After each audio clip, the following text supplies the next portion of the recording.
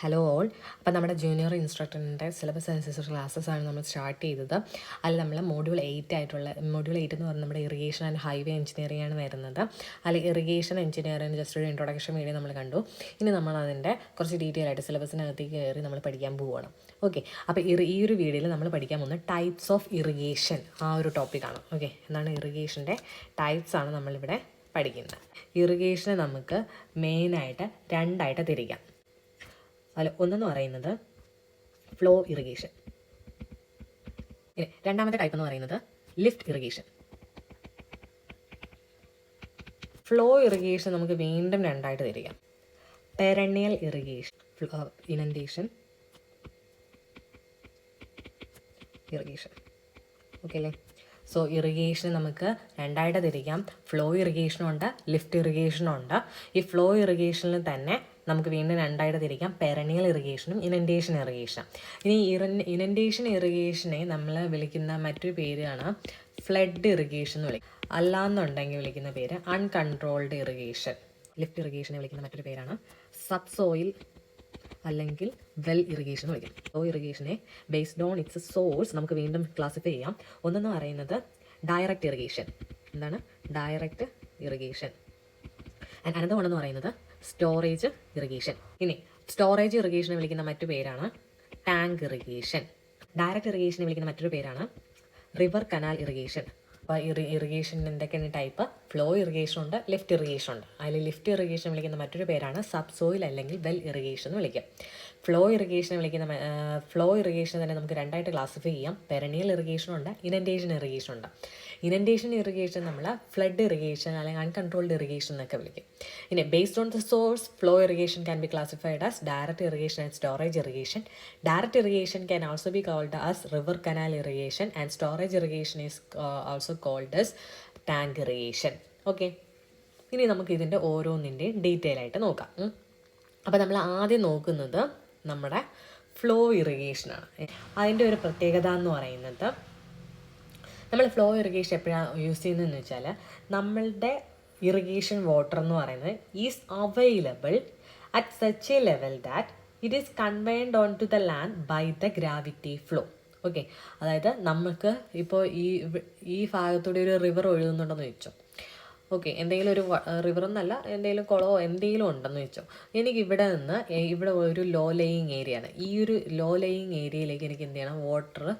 Irrigation water എത്തിക്കണമെന്നുണ്ടെങ്കിൽ നമുക്ക് എന്ത് use ചെയ്യാം? ഫ്ലോ ഇറിഗേഷൻ യൂസ് ചെയ്യാം. കാരണം എന്താണ്, ഇവിടെ നിന്ന് ഞാൻ എന്ത് ചെയ്യുക? വാട്ടറിനെ ഇങ്ങോട്ട് ഡൈവേർട്ട് ചെയ്ത് കഴിഞ്ഞാൽ മിയർലി ഗ്രാവിറ്റി ഫ്ലോ കാരണം, ഇവിടെ എന്താണ് ഗ്രാവിറ്റി ഫ്ലോ കാരണമാണ് എന്ത് ചെയ്യുന്നത്? ഇറിഗേഷൻ വാട്ടർ നമ്മുടെ റിക്വയർഡ് ആയിട്ടുള്ള സ്ഥലത്ത് എത്തുന്നത്. ഓക്കെ, അതിനെയാണ് നമ്മൾ എന്ത് വിളിക്കുന്നത്? ഫ്ലോ ഇറിഗേഷൻ എന്ന് വിളിക്കുന്നത്. എന്താണ്? നമ്മുടെ ഗ്രാവിറ്റി ഫ്ലോ കാരണം നമ്മുടെ ഇറിഗേഷൻ വാട്ടർ നമ്മുടെ ഒരു ലാൻഡിലേക്ക്, നമുക്ക് റിക്വയർഡ് ആയിട്ടുള്ള ലാൻഡിലേക്ക് ഞാൻ വാട്ടർ സപ്ലൈ ചെയ്യുവാണ്. അങ്ങനെയാണെങ്കിൽ അതിനെയാണ് നമ്മൾ എന്ത് വിളിക്കുന്നത്? ഫ്ലോ ഇറിഗേഷൻ എന്ന് വിളിക്കുന്നത്. ഇനി നമ്മൾ പഠിച്ചു ഫ്ലോ ഇറിഗേഷനിൽ തന്നെ നമുക്ക് രണ്ടായിട്ട് തിരിക്കാമെന്ന് പറഞ്ഞു. എന്തൊക്കെയായിരുന്നു? പെരണിയൽ ഇറിഗേഷനും ഇനൻറ്റേഷൻ ഇറിഗേഷനും. അപ്പോൾ നമ്മൾ ആദ്യം നോക്കുന്നത് പെരണിയൽ ഇറിഗേഷൻ.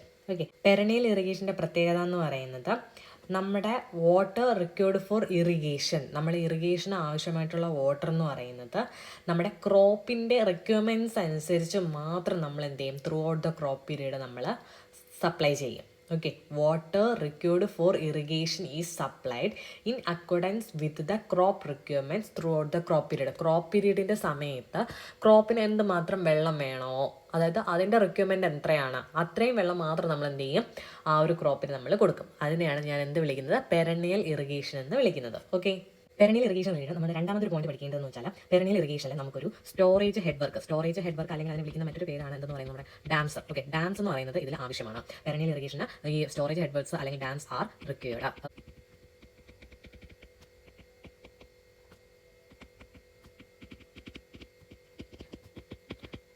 അപ്പോൾ നമ്മുടെ ഫ്ലോ ഇറിഗേഷൻ എന്ന് പറഞ്ഞാൽ നമ്മൾ എന്തായിരുന്നു പറയുന്നത്? നമ്മുടെ ഗ്രാവിറ്റി ഫ്ലോ കാരണം നമ്മുടെ റിക്വയർഡ് ലാൻഡിലേക്ക് ഞാൻ എന്ത് ചെയ്യുന്നു? വാട്ടർ കൺവേ ചെയ്തെത്തിക്കുകയാണെങ്കിൽ, ഗ്രാവിറ്റി ഫ്ലോ കാരണമാണ് ഒഴുകുന്നതെങ്കിൽ അതിനെ ഞാൻ ഫ്ലോ ഇറിഗേഷൻ എന്ന് പറയും. ഫ്ലോ ഇറിഗേഷൻ നമ്മൾ ഫസ്റ്റ് പഠിച്ച പെരണിയൽ ഇറിഗേഷൻ. അതിൽ 3 പോയിന്റ്സ് ആയിരുന്നു നമ്മൾ നോക്കിയത്.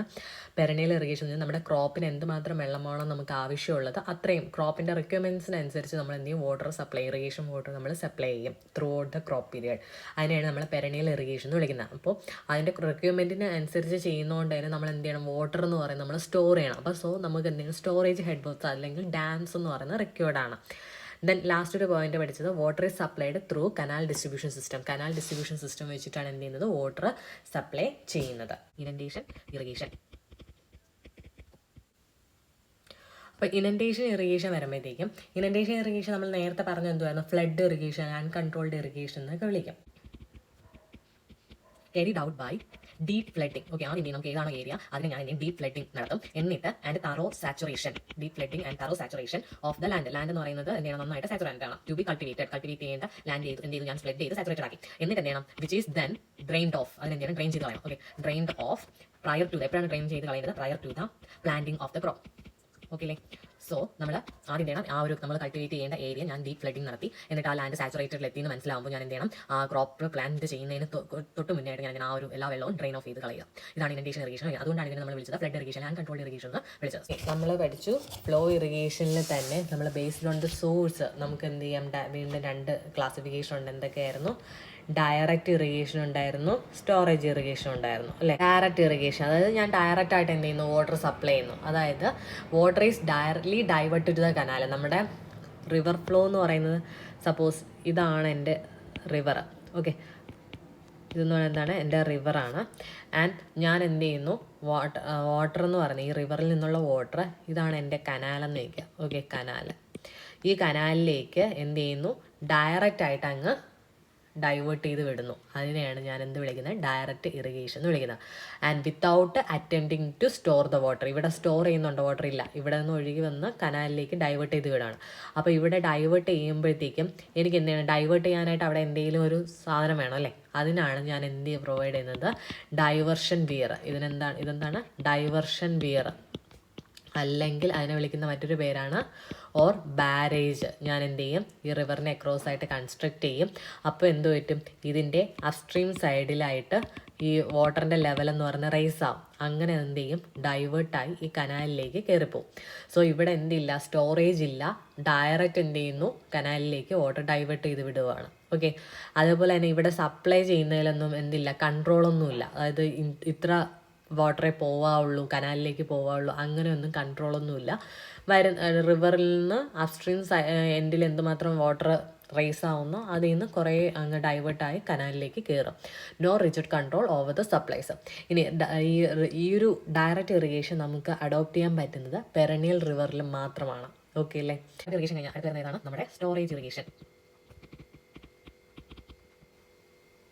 ഇനി സ്റ്റോറേജ് ഇറിഗേഷൻ, ആ പേര് തന്നെ ഉണ്ട്, എന്താണ്, നമ്മുടെ ഡാം അല്ലെങ്കിൽ ഒരു സ്റ്റോറേജ് ബാരിയർ അല്ലെങ്കിൽ ഒരു ഡാം ഞാൻ എന്ത് ചെയ്യുന്നു, ഇതാണ് എൻ്റെ റിവർ. ഓക്കെ, റിവർ ഫ്ലോ എന്ന് ഈ ഒരു ഡയറക്ഷൻ, ഈ റിവറിനെ അക്രോസ് ആയിട്ട് ഞാൻ എന്ത് ചെയ്തു, ഒരു ഡാം കൺസ്ട്രക്ട് ചെയ്തു. ഓക്കെ, അപ്പോൾ എന്ത് ചെയ്യും, വാട്ടർ എന്ന് പറയുന്നത് അതിൻ്റെ അപ്സ്ട്രീം സൈഡിൽ എന്ത് ചെയ്യും, റേസ് ആയിട്ട് അവിടെ വാട്ടർ സ്റ്റോർ ചെയ്യും. അവിടെ ഒരു റിസർവോയർ അല്ലെങ്കിൽ ലേക്കൊക്കെ ഫോം ചെയ്യും. ഓക്കെ, അപ്പോൾ അന്നേരം നമുക്ക് എന്ത് ചെയ്യാം, ഈ സ്റ്റോർ ചെയ്തേക്കുന്ന വാട്ടർ നമ്മുടെ ക്രോപ്പിൻ്റെ റിക്വയർമെൻറ്റ്സ് അനുസരിച്ചിട്ട് എപ്പോഴാണോ നമുക്ക് വേണ്ടത് അന്നേരം കനാലിലേക്ക് ഡൈവേർട്ട് ചെയ്ത് നമുക്ക് എന്ത് ചെയ്യാം, ഇറിഗേഷൻ നടത്താം.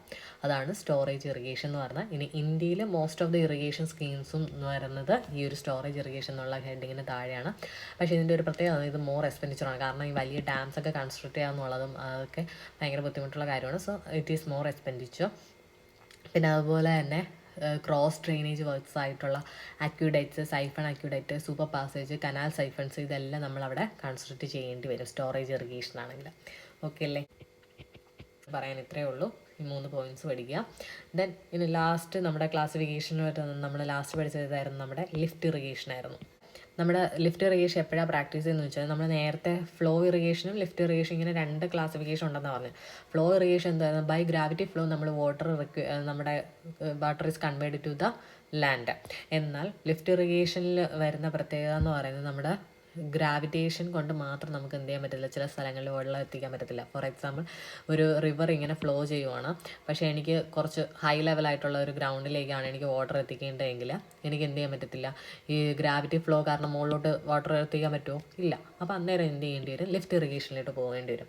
അപ്പോൾ ഞാൻ ചെയ്യുന്നതെന്ന് പറഞ്ഞാൽ, നമ്മുടെ എന്തെങ്കിലും ഒരു മെക്കാനിക്കൽ ഡിവൈസ്, അതായത് പമ്പ് പോലുള്ള സാധനങ്ങൾ യൂസ് ചെയ്തിട്ട് എന്ത് ചെയ്യും, വാട്ടറിനെ ലിഫ്റ്റ് ചെയ്യും. ഇവിടെ നിന്ന് ലിഫ്റ്റ് ചെയ്ത് എന്ത് ചെയ്യും, ഈ ഒരു ലാൻഡിലേക്ക് ഞാൻ എന്ത് ചെയ്യും, ഉള്ള വാട്ടർ അപ്ലൈ ചെയ്യേണ്ടി വരും.